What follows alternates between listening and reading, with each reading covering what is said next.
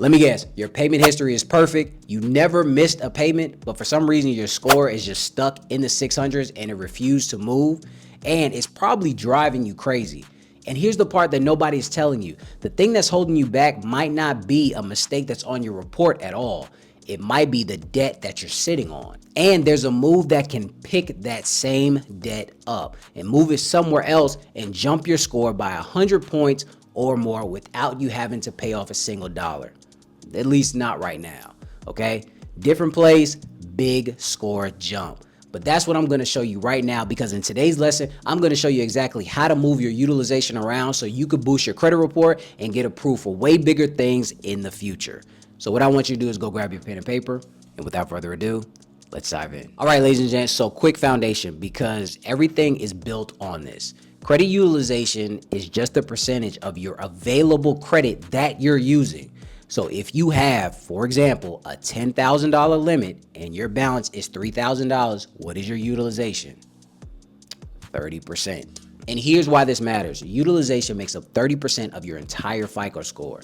It's right up under payment history, meaning that it's the second biggest factor on your report, right behind, again, payment history. Now, here's the lie that you heard multiple times. Oh, keep your score, your utilization up under 30%, blah, blah, blah, blah, blah. No, that's wrong. You know why? Because that's the ceiling, not the target, okay? You know people that are walking around with 800 credit scores, even me, they're walking around with between 0 and 9% utilization. 0%, unless I forgot a $2 pending charge or something. I don't know. Not 30%, not 18%, not 22%, okay? The reason why is because 30% is too close to 50%. 50% is too close to you don't know what you're doing, so we're going to go ahead and deny you because you owe everybody back there and you're not about to put us on that same list. That's how banks think. Because right now you're using credit without actually leaning on it. And here's one thing that you have to understand before any of this works. Your utilization isn't based off of basically what you owe today. It's based off of what's get reported to the bureaus. Get me? And that number reports on your statement closing date and not just your payment due date. Two completely different days. Confusing them is what keeps most people stuck. So with that being said, let's go ahead and get into the first move, okay? Because this is going to cost you nothing and it uses a card that you probably already have. So what you're going to do is you're going to log into every card and find your statement closing date, okay? And the billing details. So then when you find that, basically you're going to be doing this. You're going to pay down everything between 1 and 9%, okay?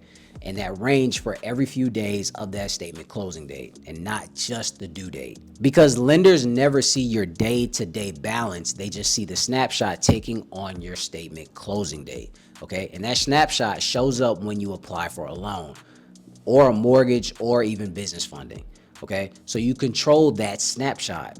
So if you control what every other lender sees, that alone can move your score as little as 30 days, okay?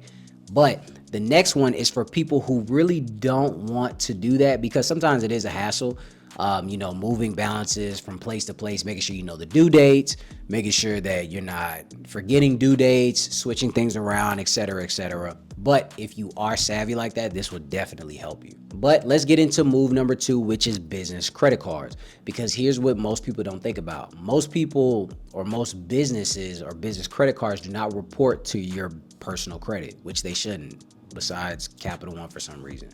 So if that same balance is crushing your personal utilization, it pretty much becomes invisible on the personal side and it lives on the business side instead. Now, I'm not saying that you're not supposed to pay for it, but it's at least gonna, just soften the blow a little bit.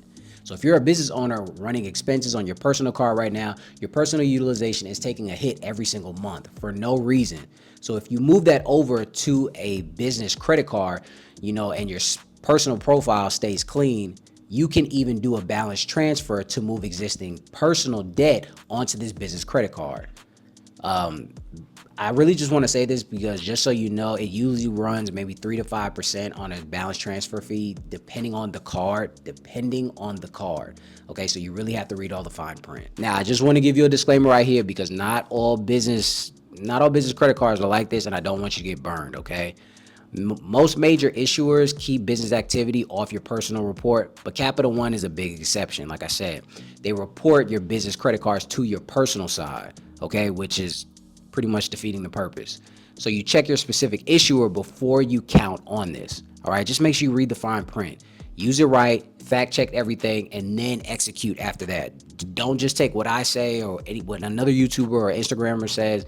Just do your homework before you actually start moving your debt so it doesn't harm you more. So now, here's the honest truth, and I have to say it before we go any further. Every move in this video assumes utilization is the only thing wrong with your cards or your credit, okay? But if you have late payments, charge-offs, collections sitting on your credit report, fixing the utilization alone is not going to get you where you need to go. The damage buries everything else that you're trying to do. But this is what I help all of my business clients and my non-business clients do as far as helping them fix their credit. So if this is something that interests you and you want to get all your negatives off your credit report, what I want you to do is click the link below to sign up for a credit repair consultation. We're going to map everything out to get everything off your credit report. And then after that, we're going to shift you over so we can help you towards your goals, whether it's business funding, home loans, auto loans, you name it. So if that's something that interests you, what I want you to click that link below. But enough about that, let's get into the next move. Now with move 3, this is what I like to call the 100-point move, okay? The revolving, pretty much 2 installments. I don't know, I couldn't think of a cool name. But this one, you know, I promised you. Here's the concept, and it's pretty much simpler than what it sounds, okay? Credit cards are revolving accounts, right? And revolving balances hammer your utilization.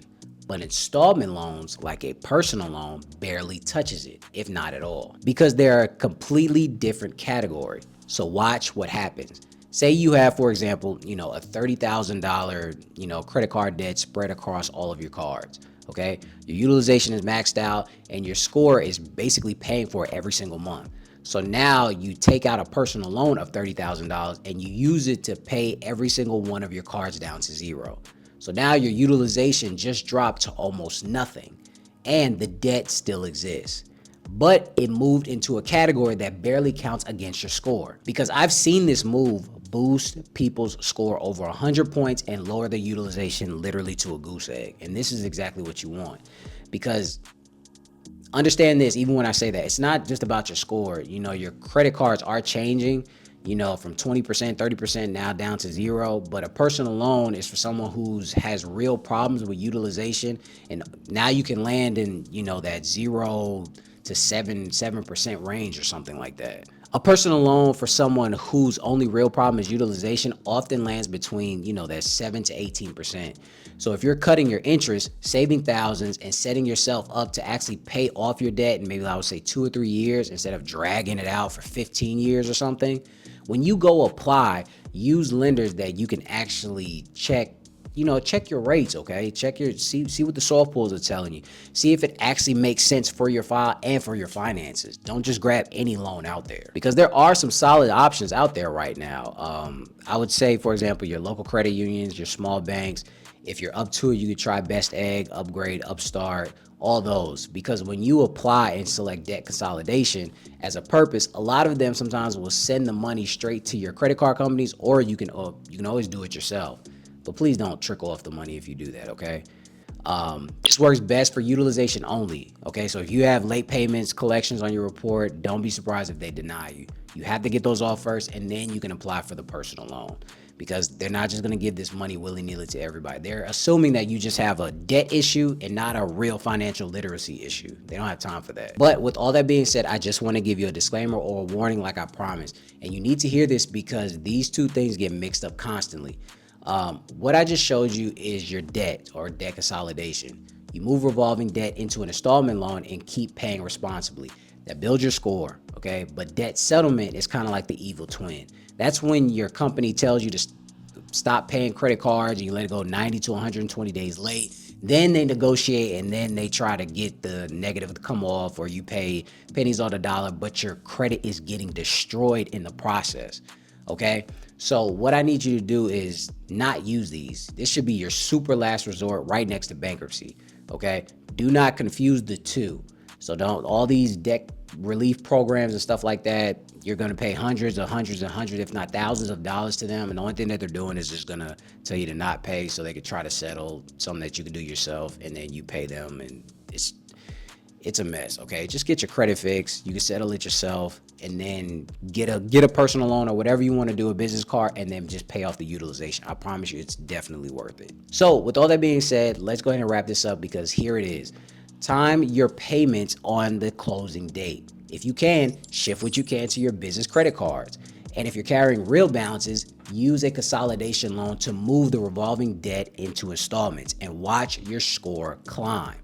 Just never cross the line into debt settlement, okay? Because if you do all of these things right, or even just one of them, I promise you, strategically, you will be in a way better place in a few months from now. Now, with all that being said, I want to talk to two separate groups. If you're one of these people that have utilization and negatives on your credit report, then what I want you to do is click those links below to sign up for a credit repair consultation. Again, I'm going to strategize everything on the call, make sure everything is set up properly so we can help you get you towards your goals by deleting all those negatives first. So again, if that interests you, then what I want you to do is click that link below to sign up.